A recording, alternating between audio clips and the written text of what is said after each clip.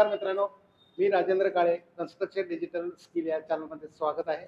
तर आज आपण एक नवीन विषय घेऊन तुमच्यासमोर येतोय आणि आजचा विषय आहे, जर बिल्डिंग 30 वर्ष 40 वर्ष झाली असेल तर त्याचं स्ट्रक्चरल ऑडिटमध्ये कोणकोणत्या प्रकारच्या टेस्ट करायचे असतात त्याबद्दल माहिती देण्याकरिता कोल्हापूरमधून राहुल आलेले आहेत, राहुल सर. आणि ते वेगवेगळ्या टेस्ट जे आहेत त्या टेस्टबद्दल माहिती देणार आहात. तर त्या टेस्टची माहिती आपण पूर्णपणे घेऊया. राहुल सर, तुम्ही बोला आता. सर नमस्कार, मी कोल्हापूरून आलो आहे. आमच्या कंपनीमार्फत आपल्या जुन्या बिल्डिंग असो, नवी बिल्डिंग असो, कॉलम असो, बीम असो, त्याची स्ट्रेंथ कशी आहे जुन्या बिल्डिंगची की नव्या बिल्डिंगची, हे डिजिटल रिमोट हॅमर मशीन आहे. यामध्ये या कॉलमची स्ट्रेंथ कळते. ही जुन्या बिल्डिंगमध्ये M15 कॉन्क्रीट वापरायचे, पण आता M25 असतं, पण ह्यामध्ये व्हॅल्यू दाखवतं. डायरेक्ट डिजिटल असल्यामुळे यामध्ये व्हॅल्यू दाखवतं. तर आपण टेस्ट करूया.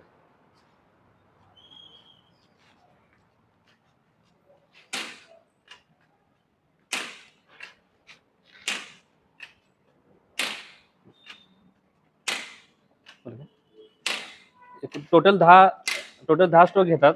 त्यामध्ये 10 स्ट्रोकमध्ये याची ह्या कॉलमची स्ट्रेंथ कळते. हा ही प्रायमरी स्टेज असते.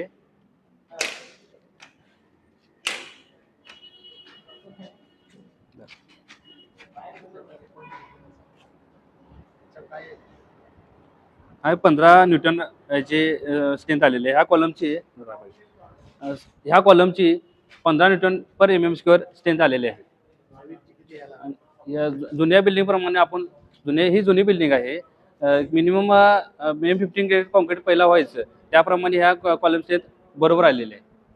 तर ही जी स्ट्रेंथ आहे, ही स्ट्रेंथ पूर्वीची किती याला होती? M15 जुन्या बिल्डिंगची सर्वसामान्य M15 ग्रेड कॉन्क्रीट वापरायचे जुन्यामध्ये. आता जर म्हणजे M25 असं आता असेल, पण M15 प्रमाणे हे योग्य आहे. ठीक आहे. त्यामध्ये तर आता आपण दुसरी टेस्ट पाहतोय. अल्ट्रासोनिक जे मशीन आणलेलं आहे, अल्ट्रासोनिक पल्स व्हेलॉसिटी ही मशीन टेस्ट आहे. या टेस्टमध्ये आता काय बघायचं आहे ते आपल्याला राहुल सर डिटेलमध्ये सांगतील. या मशीनचं नाव आहे अल्ट्रासोनिक पल्स व्हेलॉसिटी.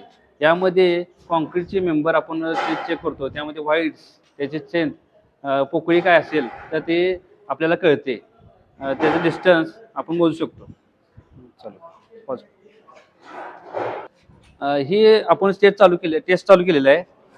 त्याचं मार्किंग आपलं लावून घेतात. हे 300 mm ला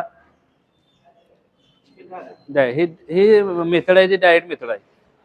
याचे 3 मेथड असतात, डायरेक्ट, सेमी आणि इनडायरेक्ट. तर आपण या कॉलमला जसं सिच्युएशन आहे त्याप्रमाणे आपण ती टेस्ट करू शकतो, कारण हे दोन्ही भाग आपल्याला मिळायला पाहिजे. त्यासाठी आपण डायरेक्ट मेथड घेतलेला आहे. त्याचे डिस्टन्स आपले हे पुढचे 300 mm आपण मोजलेलं आहे.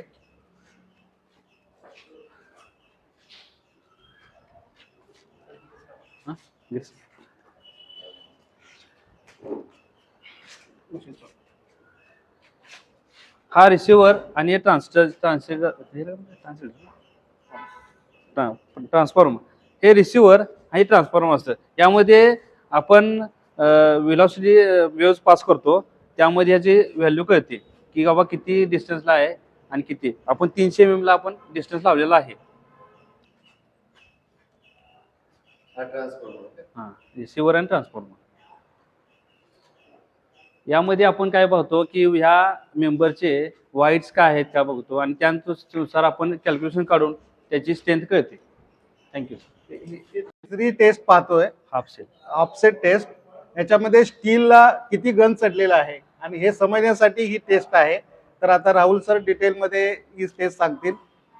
सर, हे आपल्या हाफ सेल मशीन आहे. यामध्ये आपल्या स्टीलला कॉन्क्रीट मेंबरमध्ये किती स्टील उघडे पडले, त्याचं कोरोजन किती झालं जुन्या बिल्डिंगला किंवा नव्या बिल्डिंगचं आपण बघू शकतो. त्याचं व्हॅल्यू जास्त येणार, पण आता हे जे किती स्टील गंजले हे कळतं. आता आपण हे कॉन्क्रीटला लावत आहे. मोठ्यात बोला मोठ्यात. कॉन्क्रीटला आणि स्टीलला ते मशीन लावत आहे.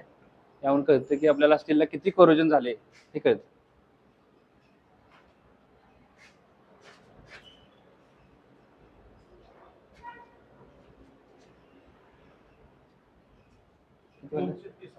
$230 व्हॅल्यू आले.